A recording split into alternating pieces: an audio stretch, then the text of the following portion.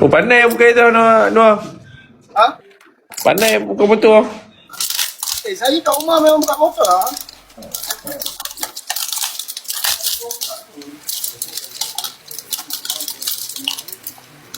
Buka boleh lah, pasang boleh lah.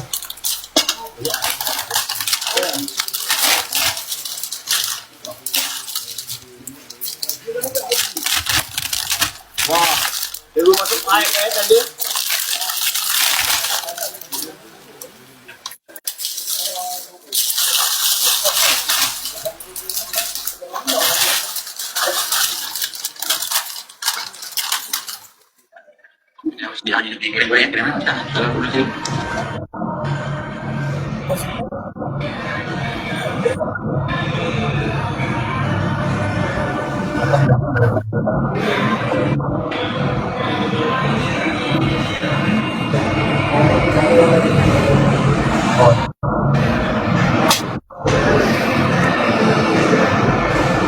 Noah, ada member kita kat situ.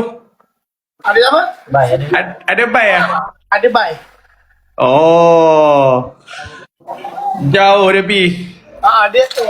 Dia hantar motor. Dia hantar motor bang.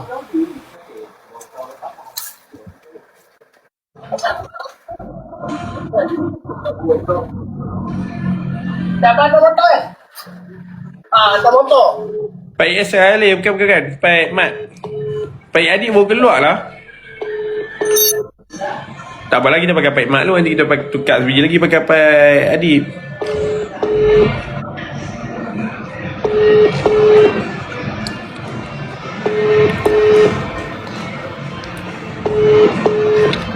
Orang belakang motor piak ke?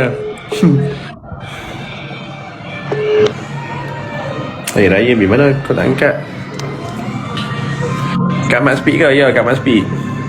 Saya pun nak live ni. Saya nak pergi kat Ryan.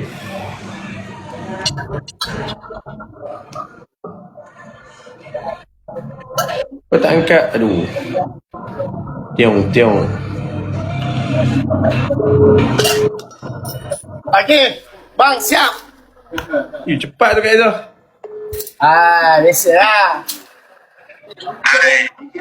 Kat sana lagi lah. Tahu dah ni. Dapat tangan pun tak ada ni. Ni kita pergi tu. Ni motor kadah hantar. Tekan break, lampu tutup. Motor ni motor kadah ni, motor kadah tu. Tunjuk motor kadah. Tekan break, lampu tutup. Tu dekat pipe lah. Ni. Ni tu, sabar. Tekan break, lampu tutup.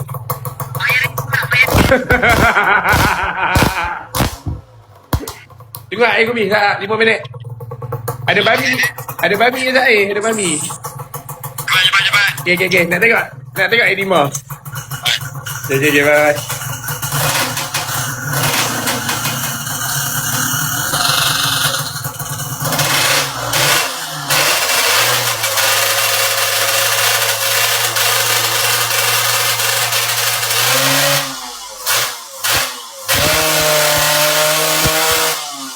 Air lapar sangat tau.